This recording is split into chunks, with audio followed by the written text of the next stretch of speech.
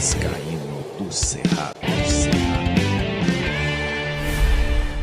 Fala galera vascaína, eu sou o Thiago Fontes, falo direto de Brasília, Distrito Federal, trazendo mais um vídeo para o canal. Vamos trocar uma ideia, bater um papo, atualizações sobre o Vasco da Gama. Antes de pedir a moral, deixa o joinha, deixa o like, se inscreve no canal, que é importante para ele ser indicado no YouTube. Aí você compartilha, né? Tem também o sininho para você ativar, deixa um comentário que isso aí ajuda o canal a engajar mais, beleza? Bom, vou trazer uma notícia, duas, sobre futebol, né? Vamos de três notícias sobre futebol. A primeira notícia é que o árbitro de VAR do jogo Vasco e Botafogo, Botafogo e Vasco, que é lá no Engenhão, é o tal do Toschi Marques, né? O Rodolfo Toschi Marques, aquele VAR que estava na sala do VAR, lá na semifinal da Copa do Brasil, que o jogador do Vasco cruza a bola e o jogador do Atlético bloqueia ela com a mão dentro da área, e ele ficou uns 5 minutos tentando convencer o árbitro de campo de que a mão não foi intencional, de que ele estava recolhendo o braço, de que o movimento era natural. E olha, existia ali, ou existe uma recomendação do presidente da CBF, que é para o árbitro do VAR só chamar e falar, olha, vem verificar o vídeo, porque tem uma bola que bate na mão, e aí o árbitro tem que chegar lá e tirar as conclusões dele. Não ficar lá o cara da sala do VAR tentando induzir o árbitro, como ele fez ali durante 5 minutos, só que o árbitro fala não, ele bloqueia a bola dentro da área e é pênalti. Então, ao contrário, o árbitro teve que convencer o cara do VAR que foi pênalti. Então é esse mesmo cara, só que tem um detalhe. Eu não creio que vão roubar o Vasco para ajudar o Botafogo. Eu acho que é o contrário nesse Campeonato Brasileiro. Se tem uma partida que vão fazer de tudo para ajudar o Vasco, é justamente contra o Botafogo. Porque tem dois times ali que toda rodada é pênalti. Olhou de cara feia para o atacante do Flamengo e do Palmeiras, é pênalti. Então, para mim, estão fazendo ali uma campanha pró-Flamengo e pró-Botafogo, Palmeiras, e não vão ajudar o Botafogo contra o Vasco. É mais fácil você ver prejudicar o Botafogo e ajudar o Vasco nesse jogo de sábado. É o que eu acho que deve acontecer. Bom, uma outra notícia, o Ryan, que saiu lesionado no jogo contra o Bahia, treinou hoje normalmente e vai estar aí à disposição do técnico Rafael Paiva para a partida de terça-feira contra o Botafogo. Agora eu não sei se ele não deve, porque volta o Verratti, Ryan deve ser a opção. A não ser que ele volte com o Ryan para o time titular, para jogar com o Ryan, o Puma e o Verratti, ao invés do Emerson. Mas ele não abre mão do Emerson, não. Então tá aí o Ryan à disposição. Uma outra notícia, essa eu vi até lá na torcida vascaína, um abraço pro meu amigo Léo.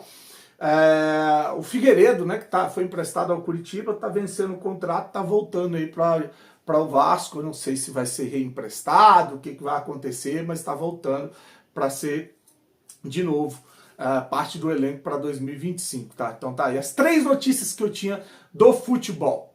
Bom, agora vamos falar da SAF do Vasco, né? Vasco e a ECAP não entram em acordo e a venda da SAF do Vasco fica mais distante, diz matéria publicada hoje no GE, né? A liminar que suspende as ações, ou que suspendeu as ações, está chegando ao fim e não houve acordo entre as partes. De um lado, a ECAP parece que queria achar um novo dono para o Vasco, do outro lado, o Vasco trabalhou para romper o contrato, é o que diz aí o GE. E aí o processo agora volta para a arbitragem da Fundação Getúlio Vargas, sem prazo para uma decisão ou uma definição. Então tá aí, a SAF do Vasco continua sendo controlada pelo associativo, não houve acordo entre Vasco e ECAP, e agora quem vai decidir ali é o Tribunal Arbitral da Fundação Getúlio Vargas, só que, como falou a matéria, não tem prazo definido para essa decisão. Bom, agora uma informação que saiu hoje também, um grupo de 16 conselheiros elaborou um documento pedindo explicações à gestão Pedrinho, né? E no documento eles citam o presidente do Conselho Deliberativo, João José Rich, deve ser parente lá da Vanessa Rich, aquela lá da Vasco TV, que é quem?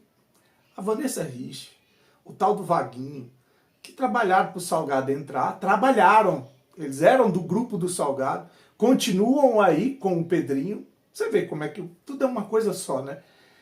e trabalharam para o Vasco ser vendido para 777 também, tá? Agora ficam fazendo matéria, nossa, o que a 777 fez? Então tá aí, o João José Richard, que é presidente do Conselho Deliberativo, o presidente do Conselho de Benemérito, Luiz Manuel Fernandes, e do Conselho Fiscal, João Marcos Amorim, que é outro também que estava na gestão Salgado e que está na gestão Pedrinho, tá? Tudo junto e misturado.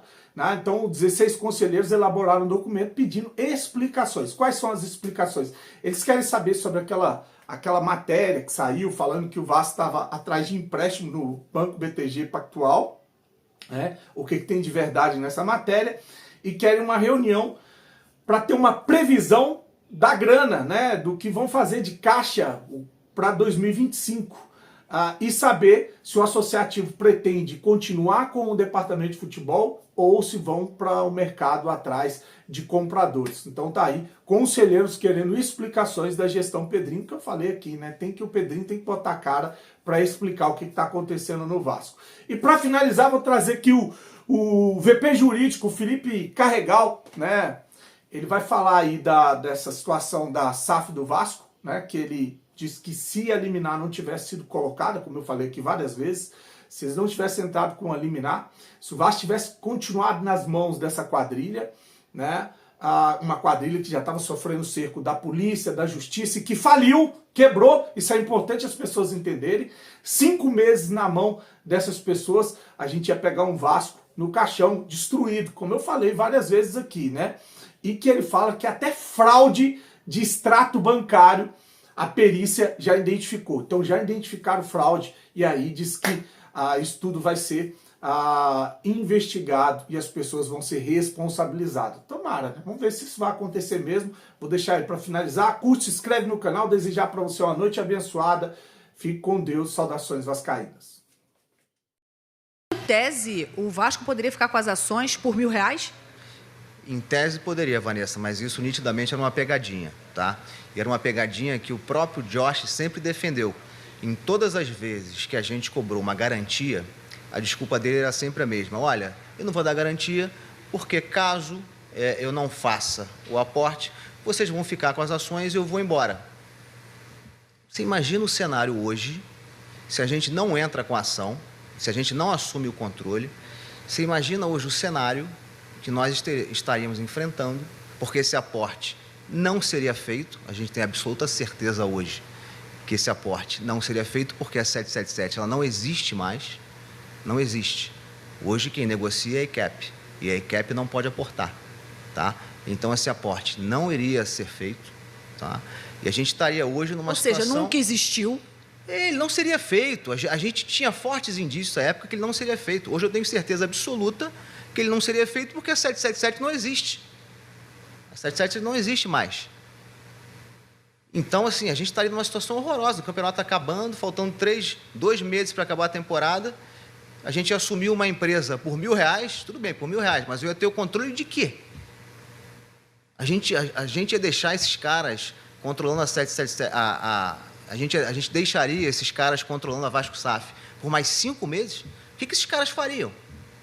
Josh, Pasco, Lúcio, mais 5 meses à frente? Olha que loucura.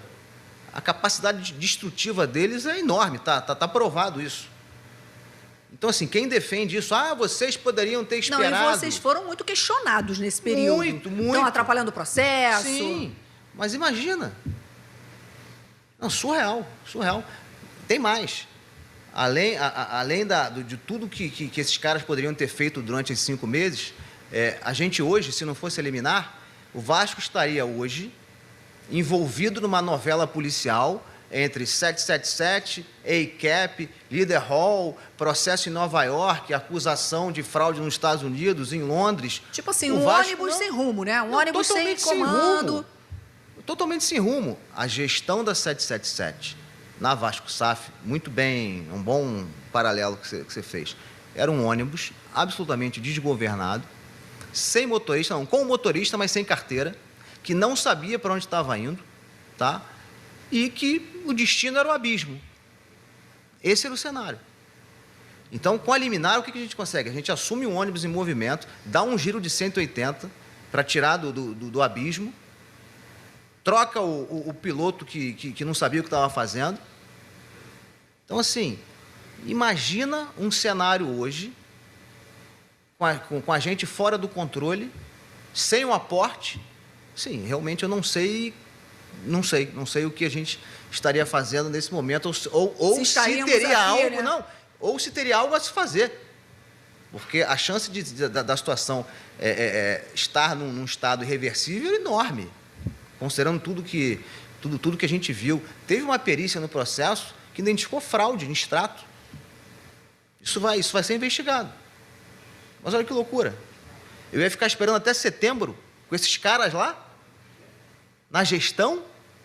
Pô, pelo amor de Deus. Isso é uma loucura. Isso é uma loucura. Com todo o respeito aos especialistas que defendem um negócio desse.